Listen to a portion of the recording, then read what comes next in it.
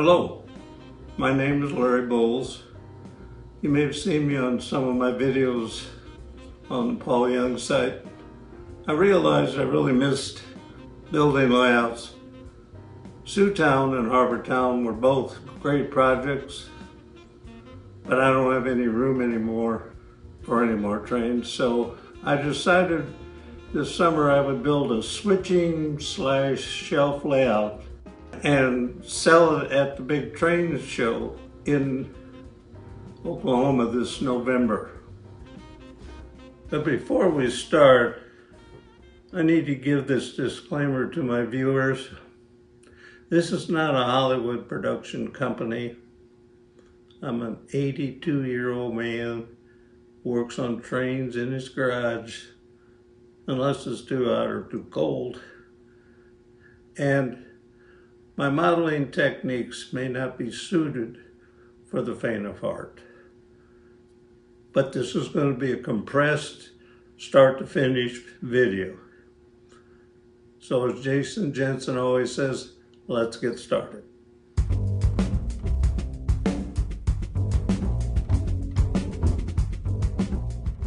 Now the first discussion you have with this, and you see it all the time on YouTube, is it HO or is it N scale? Well, fortunately I've built in both and I'm comfortable with both, but you can kind of see, in my opinion, that the HO is just, you can do it, and I've seen them and they are nice and it's big and you kind of get a lot more of a view of railroading maybe, but underneath it all, I'm going to go with N scale, and as we get into it, you'll probably see why you might agree that's probably a great scale for this project. Now, the first step I did in figuring this thing out, and you'll notice I'm not much of a track diagram guy. My friends kind of think it's scary, but I pretty much just kind of go and make it happen the way I think it should as it happens. So you'll see what I'm talking about here. Now I'm going to want a yard at the foreground of my shelf here. So I know that I need to spring off, or to take off the main line and to start into what we would call the siding of the beginning of the yard.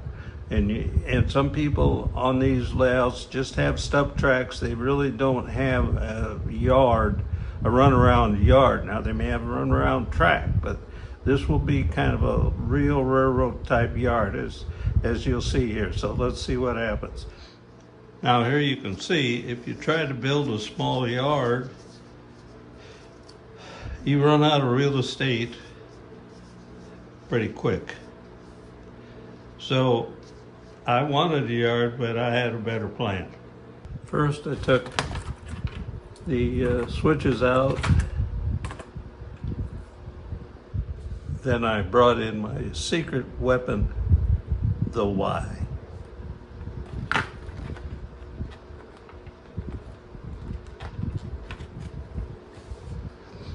Now I've eliminated 2 switch lengths with this one Y, and it gets better.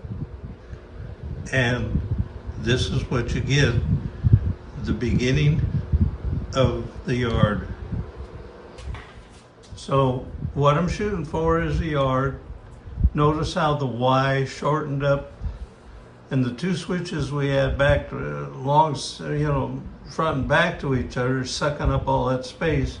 I've now got across from each other, and they are at the throat going into the yard, and you can see that we've got a lot of more space here, and we're going to finish out the other end, but you can see it's going to do the same thing on the other end. Now one of my goals in using the smaller N scale gauge was to get a little more storage capacity than you see on the HO layouts. They don't have a lot of room to keep cars. These 2 tracks in the foreground will allow you to store rolling stock that you may use with your customers, but you can still, as you'll see next, we're going to go over to the upper side and put in the runaround track, which means that these cars can sit here as storage and you can pull them out to use them. And I think it's pretty slick. And I like the fact you can do it from either end. Okay, now we've added the most critical piece, I think, on these switching layouts, and I think the big railroads do, is you got to have a runaround track. And this is our runaround track. Notice that the first two up here, these are really can be storage or whatever you want to do. This one becomes the runaround. Let's take a look here. Now it may not look as smooth as other runaround tracks, but that's because we're going to borrow it to get access to our industries also. But you can see that it allows you to have 2 or 3 cars you can run around and get on the other end. Now once again, you notice that we have a couple switches on the runaround track, and those give us access to what I would call the next phase, which is the industries on our layout. And once again, we're experimenting with ideas on where they should go and how we'll get there. You don't often see people use these crossovers. They come in various angles. This is I think this is the 20 or 30 degree. There's a 60 and a 90. But I think they're really valuable, and you'll see why here in a minute. Now notice how that little crossover makes it so easy for you to get your track designs working on the rest of the layout. You don't have to have a bunch of big switches to get you out into the neighborhood, so to speak. Now let's stop and take a little review. We started out building a yard, and I like the way it turned out. We also introduced the idea of the crossover, which really makes for smooth transitions out of that yard into industrial areas. And the end of this down here will be exactly like the front started, and we'll do that a little later in the show. But there will be some people who say, what is that? And that is the essence of a sand and gravel pit that will be built on the new layout. But you can see that I already had planned a track to take those cute little gondolas, open hoppers up there to get sand and gravel. Now before we move on, I should warn you, I've been diagnosed with a rare condition called flatboarditis. Now the major symptom of flatboarditis is a tendency, almost an obsession, to try to disguise small 4x8 layouts that they're just a 4x8 board. Well, now you can kind of see my flatboarditis problem. But I know it'll work, and I think it will add a little more interest than just the basic flat box switching layout you usually see. This kind of takes us to the end of the first segment.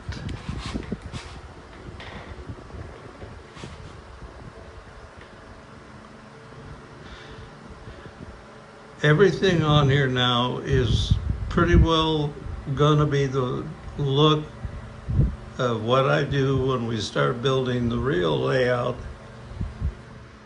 The track work is 99% right on, a little touching up and a little adjusting at the final assembly on the big layout, but it's close enough that you won't have to do much, and you'll know that what you're doing is going to work. Another little trick that I did with this shelf that my disease causes is I'm going to have a hidden storage track underneath the Bluff here that will let you put a group of cars that you may want to hide for a while or pretend they're exchanged from somewhere else, and use this switch track to bring them out and put them in play on the layout.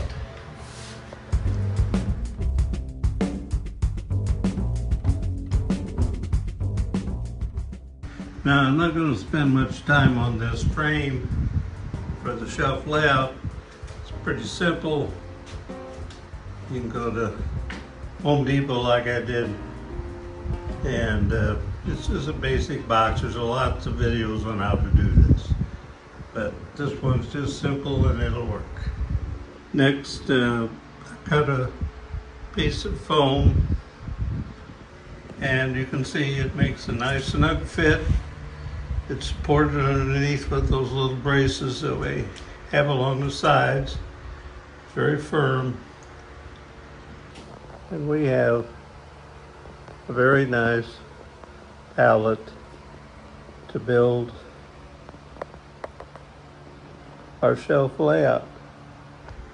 So now we begin to build the layout.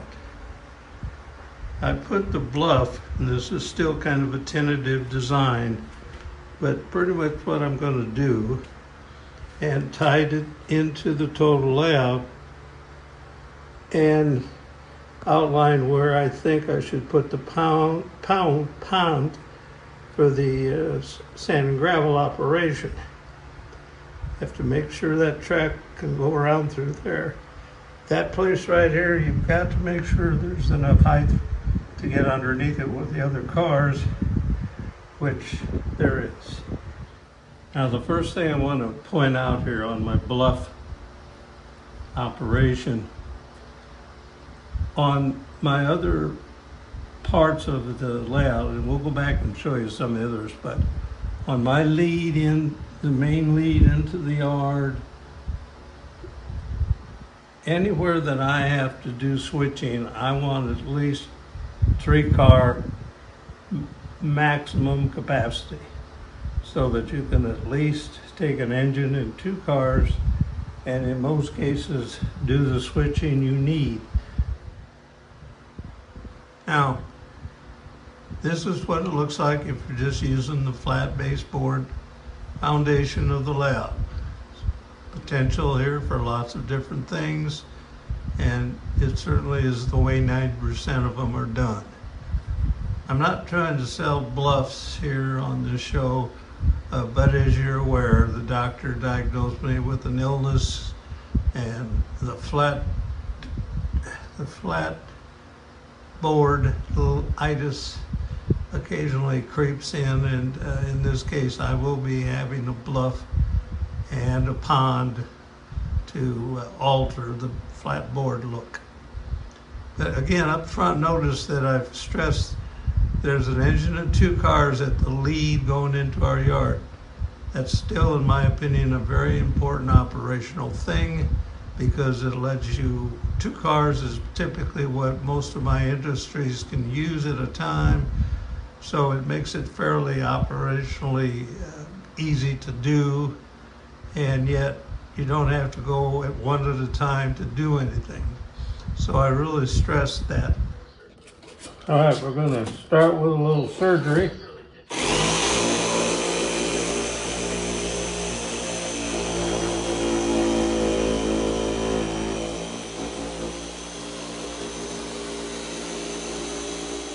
All right, now I've left a little bit of an inside edge here, and I'll use my Dremel with a kind of a rough sanding head on it. Try to give you the idea of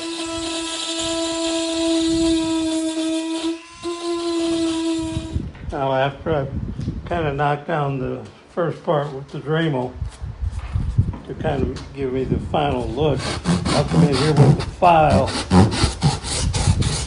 and start to create the bank.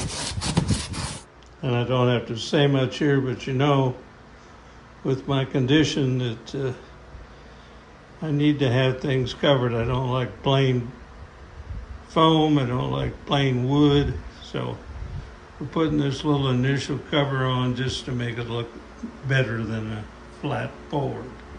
Now, to build this pond, I'm going to put a kind of a base underneath it, and we'll tack that down real well, and that'll support putting down the realistic water from, you know, scenic. Well, the base is finished and it looks good. I took a little acrylic paint and colored up the pond a little, and this is going to be a wonderful start. The next step is to start developing the landscaping and build this bluff into something.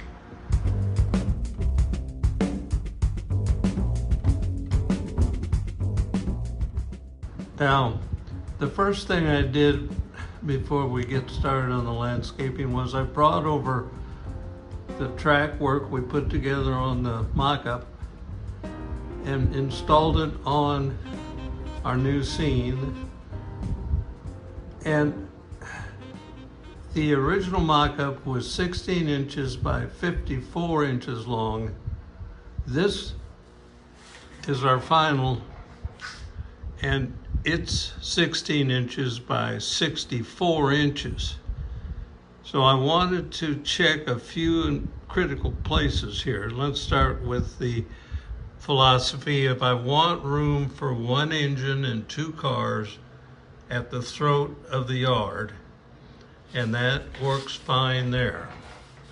The next critical thing was that the intersection, the crossover out of the yard into the gravel pit, had to be at a proper location on the layout to make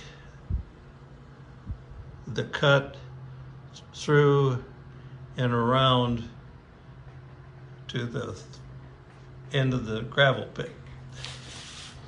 Now, the last piece is still kind of in the dilemma stage, because I need the approach track up to the bluff, and I have it established pretty well where it's going to be, but unlike the north, or we'll call it the north end, this south end of the yard, those two switches, which are similar to the ones at the beginning, up at the north end, I had to add an additional length for a switch to feed that track up to the bluff. Well, the 64 inches I thought would help me maintain the two-car and engine room at this end.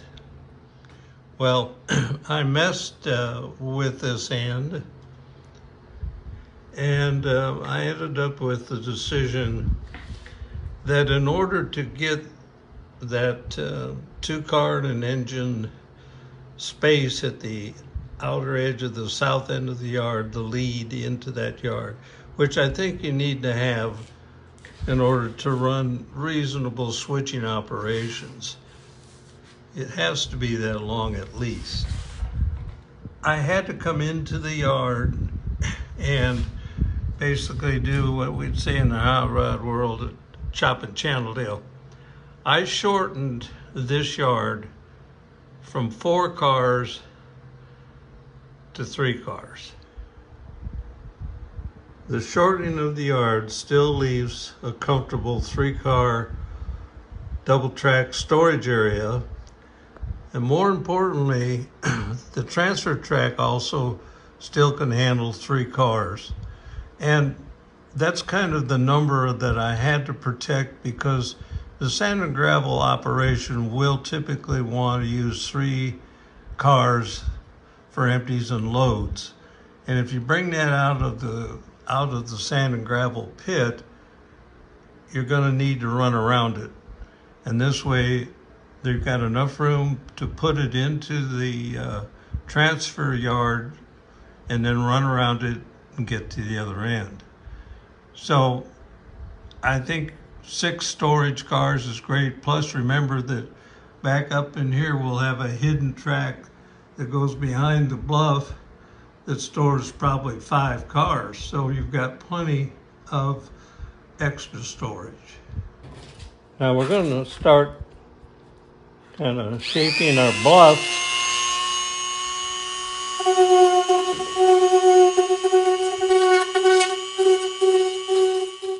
Now don't be reluctant to try this if you're going to do a bluff along the layout like I am. This bluff could be a industrial type upper level street with walls and kind of heavy industrial stuff. So the point is, there's no right or wrong here either. I'm going to use this and eventually bring in the sculpt mold and smooth this into kind of a bluffy, dirty overlook. Now, as I cautioned earlier in this video, I may use some modeling techniques that may be scary to watch. This next scene is a good example. I went with the addition of the bluff and the pond to try and disguise the flatboard look that all of these typical switching layouts have. Now I had locked in the route for this track coming out of the yard, and I also had built some little temporary supports to solidify the approach and the curve that I needed to make this work.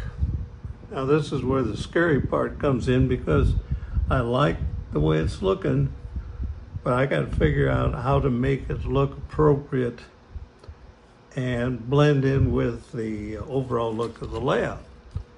Well, first of all, I thought I would kind of do some kind of a wall fill dirt ramp thing that would go up to the bluff, and there would be a little bridge over the other track.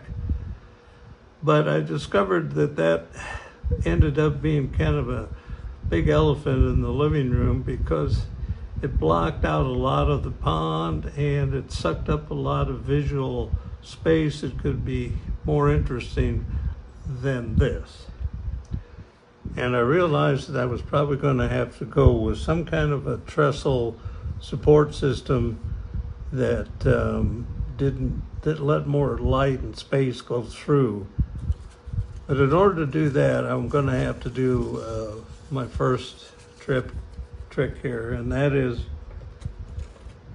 I take a piece of paper like this, and I've got a fan blowing on me to kind of keep me comfortable out here, but the intent of this little pattern right here is to get a template, which I'll show you next. So I take that pattern and I cut out a piece of plastic, and I put this underneath the track. And again, this is not Hollywood, so it's not rehearsed. We're just going to do this as it happens here. But the intent, as you can see now, is I have created what I'm going to call it's going to be kind of the bottom of the rail bridge but it also is a piece of plastic that I'm going to glue down here in place to hold the curvature of the flex track, so that from after it's glued down tight, I can pick that up and it will stay in that shape. Because next I've got to be able to fit trusses on down through it, and we'll see how that goes. I'm just going to glue this down. Doesn't have to be excessive, just it'll hold this track and it'll hold the curvature, which is the thing that you really have to have, particularly with the trestle, because you don't have much to lock it down onto. Now, we had eliminated this idea of using kind of a earth ramp kind of thing with a wall alongside. It just was too much for this space. So I went looking in my junk box to see what other things I could do. And I dug out these old trestles. These were power poles from an HO thing. And I decided to do a little surgery on one because I thought I hate to spend 18-20 bucks on a box of buttresses and bridge support pillars when I only need 3. So I did a little surgery on one just to see how it might work. I took 2 little sections, and they're not attached, but I'll glue them together, and I think they'll make about the right looking trestle support, along with a few others that I'll add next to it. I did a few more to kind of check out and see how this is going to go, and I think it's going to work out just great. I'll finish that out in a little bit here, but we have other issues with the scene, and the bridge over the track below is the next big challenge. Now, I could order an Atlas girder bridge, but like the rest of this, it ends up being so big, it kind of is out of perspective with the nature of the rest of the scenery. Plus, the railroads would not have spent a bunch of money on a heavy-duty bridge like that just to reach a couple industries. So we're going to take and get after this next. And as I remove this now, I'm going to take it over to my bench to do the next part, but see how firm and strong it kept this, and it's going to work out great. Now, I've moved to the laboratory where all of the unbelievably scary things occur, and this is going to be one of them. We talked about this and noticed that I left a little border of extra plastic around this thing. Also noticed that it does have flexibility enough that you can tie it into the track and the switches that it connects to. So we're doing real good. You'll notice those little marks. That is the overpass, canyon, or draw, or bridge that we need on this section of track. And I'm just going to come back to you in a little bit and show you what I'm trying to do. Now, I'm going to do some quick ones here. You notice I've narrowed that white plastic base, widened it to kind of keep a bridge width, and then narrowed it along the rest. Now you can see how I notched that, so this will kind of bend a little bit, and I need that curve around the bridge that we're building. Now you can see here that I've mounted those 2 curbs along each side of that plastic strip, and I think that'll be the beginning of our bridge. Take some real small plastic tubing, cut it to short lengths like you see here, and in a minute I'll glue all those on, and that'll be the beginning of a railing along this bridge. Now I've added these posts, about 9 on the side, as the beginning of the railing. Now I'm going to attach some railings to to the post. Very easy to lay down a little strip for railing on this bridge. We're going to do another row. After that first railing dried, I added another railing, and in a little bit we'll turn it over and do the other side, and I think this will look pretty good. And we bring it back and check it out here on the layout, and Shazam, it looks good. I'm doing a little work on over the flyover. I kind of weathered the bridge, and I added this little walkway along the side. It's not very big, but I just didn't think the track hanging out there on those supports was quite right. So this will help a little better, I think. I'm going to see if I can add a railing on it here next.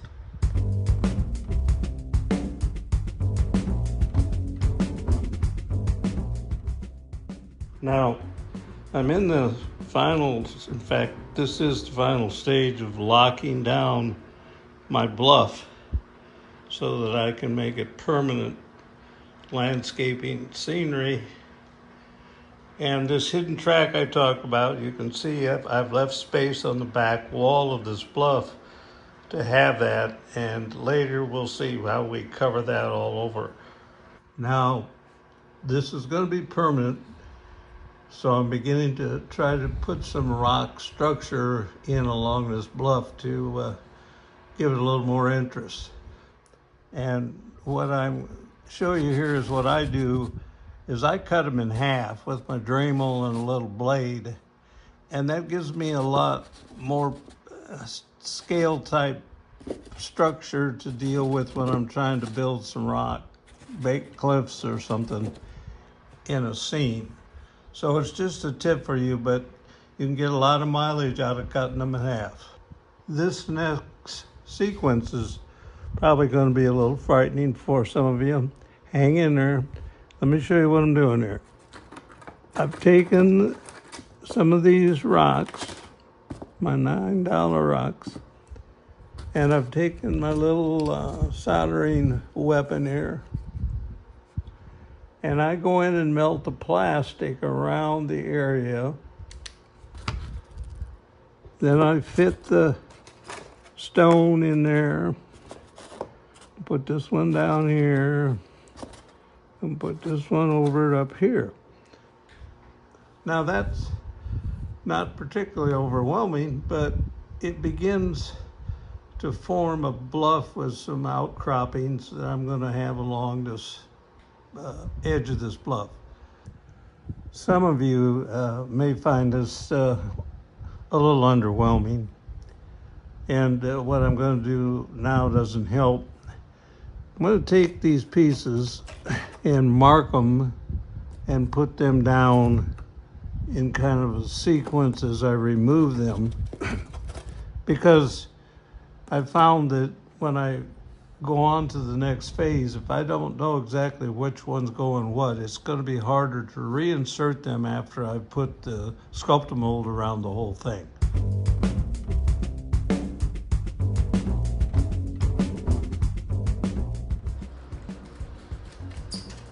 I'm adding this kind of molding stuff, and as it gets closer here to the end, I'll show you what it'll end up doing. Just kind of trying to cover everything, and this upper what do we call it, cover, this will be part of the upper terrain, and it'll get all blended in. But the thing that I'll do here once this sets up a little bit is I will go in and dig out these places where, remember, I had marked the rocks that go in, because you can see those are harder to recognize when you got all this going on. Just a short shot here on installing this rock into the bluff. And there's nothing tricky here either. I just use a little clear adhesive, kind of goop it up a little bit.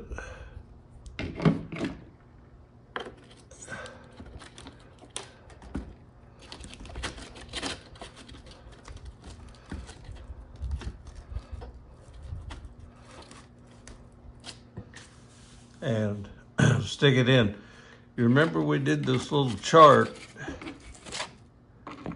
and I marked them as I took them out of the initial installment. That's an important thing, because see how easily I can remember and put the right one back in the slot. This is just white glue and then a little dab of just nothing right or wrong here. We're going to do it all the way along, and then we're going to add some other interest too. Next, I'm going to sprinkle in a little bit of ground cover.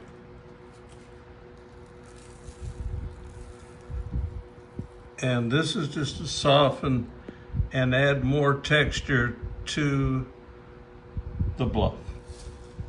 Once again, not a lot of this ground cover added on top of the green stuff we'd put down, but it just starts to give it a little more texture and a little more personality.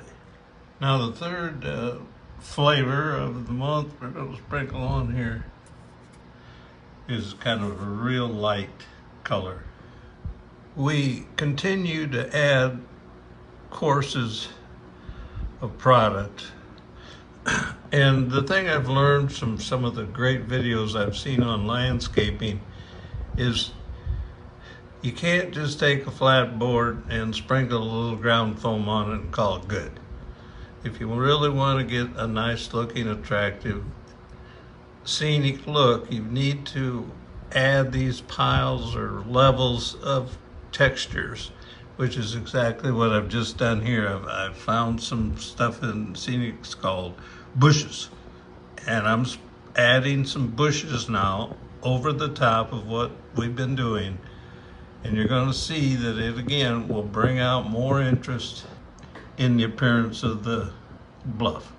I've added some other bits and pieces of floral cutouts, stuff that are designed to enhance layouts, and you can see up close they're just kind of sprinkled here and there, a little bit like putting stuff on the top of a cake, little crinklies. Nothing right or wrong about this, because you won't be this close.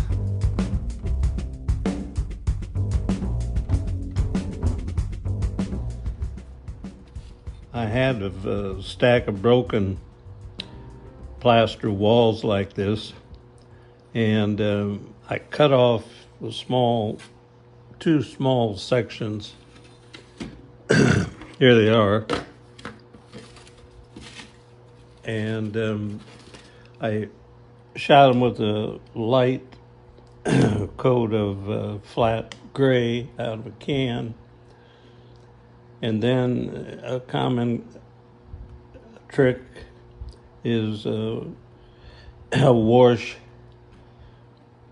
which I will put on here. You can't do this wrong either. And I stayed with this color. There's lots of ways I could have changed the color of this thing, but I wanted it to kind of match the rocks that are going to be overhanging on the bluff. So that's why I went with this color. So I'll glue this down a little later when I get ready to tie it all together. This will be just kind of a little feature that we'll kind of round off, and you'll see how it goes here, but it's a start.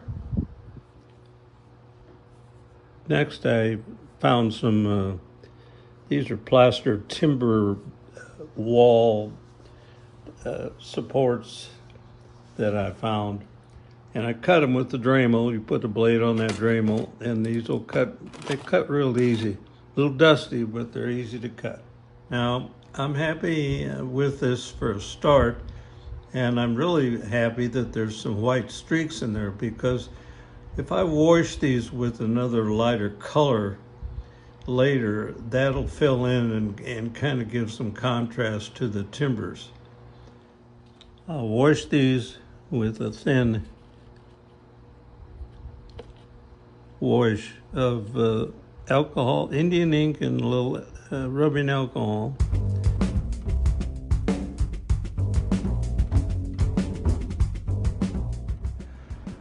I decided I'd add a backdrop to the layout, kind of frame it a little better. And I didn't want it to overwhelm the, the switching layout. Sometimes these backgrounds can get a little big. So I settled on a thing that's just a hair taller than the tallest building on the layout. And I think it'll work. I do have a little issue when I get to the gravel pit because I pick up quite a bit more exposure, and I'll have to see how to dial all that in better. I don't have much room back there to do landscaping. This is some foam board I bought from Hobby Lobby. Patched a couple pieces of it together for the backdrop. Painted it blue, little acrylic paint from Hobby Lobby, nothing fancy. Dabbed a little white paint on a sponge and called it clouds. The thing that's going on here that most people forget is we're going to have a hidden track for storage, and it's pretty well ready to be done. I'm not going to lock it in yet, but this will have a cover over it on the upper level that will give me a little backyard that I was losing for doing this, but we'll also have a removable part so you can get in there to get a car if it derails. It's going to be pretty snug, and the cars aren't going to fall over in this, but it'll be a nice little storage place. Now, Clint Eastwood once said in one of his movies, a man's got to know his limits. And my limits when it comes to painting artistic scenes is poor. This next part might seem just a little scary and really just a little hokey, but here's how it works. I've cut these out of some cardboard, narrow poster board, and I've done a little just rough terrain shading to kind of create the look of distance along the sand and gravel pit. The word they use a lot is forced perspective or compression, trying to make a lot work in a very small area. I only have a ½ inch here to put, live real scenery in front of this.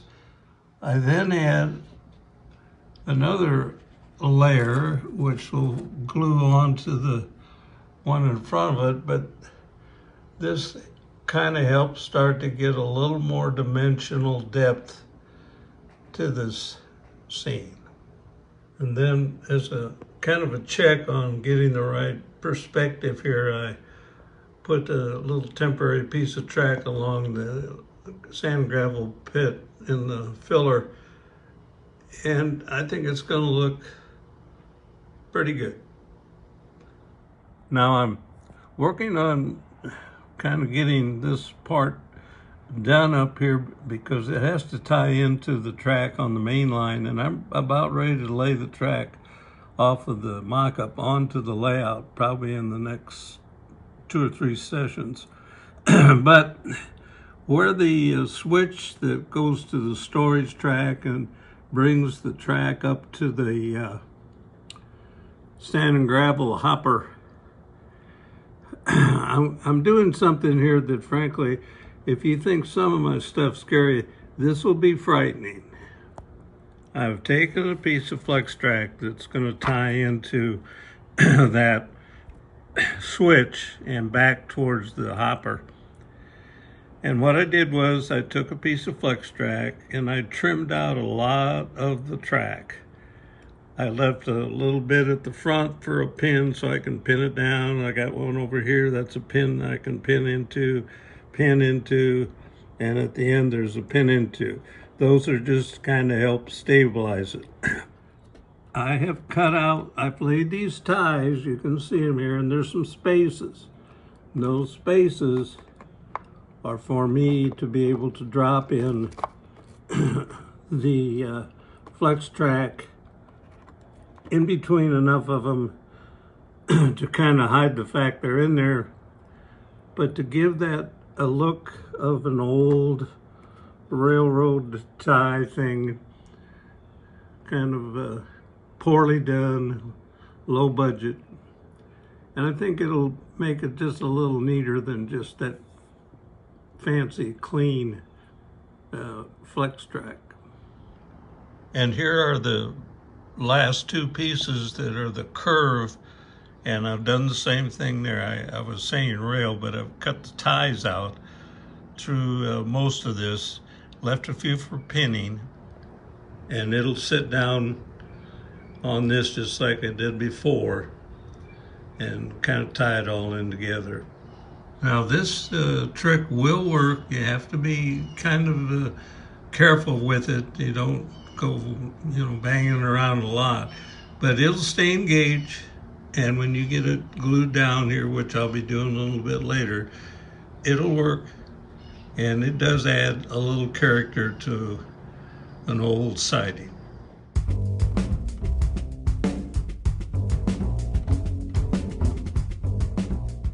Well, it's finished. I put down the buildings. I added a little scenic lighting, and I did kind of fill in all the landscaping for the finished look, and I added a little realistic water from Walther's to finish out the pond on the sand and gravel operation.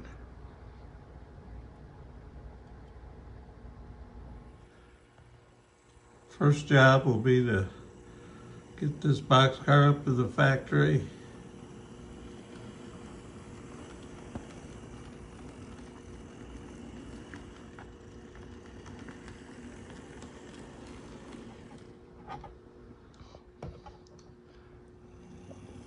Next we'll pick up this empty tanker from Standard Oil.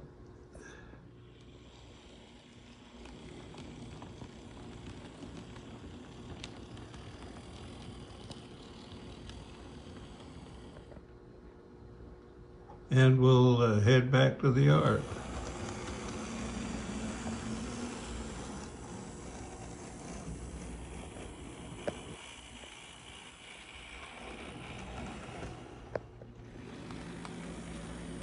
Next, we're going to deliver 2 hoppers up to the sand and gravel pit.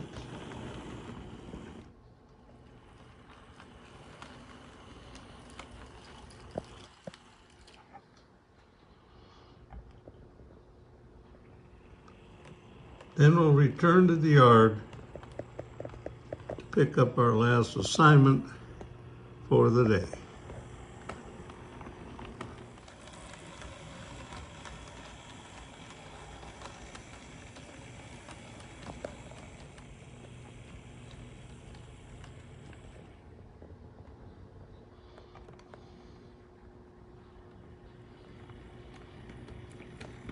Notice how nice it is to have a full yard to operate out of either end. And we tie her down, finish up the day on our end scale switch layout. And don't forget our hidden storage track. It can come in pretty handy.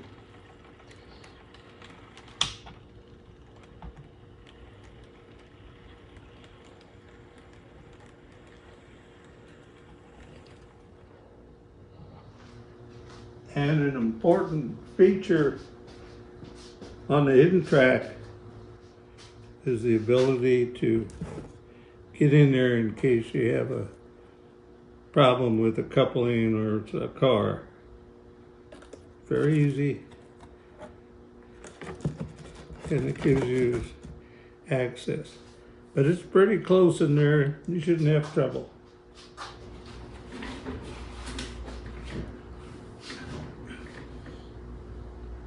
I hope my video might encourage some viewers to consider building a shelf layout. Not hard to do, and you get exposed to all the key factors that are involved in model railroading. So thanks for watching. Bye now.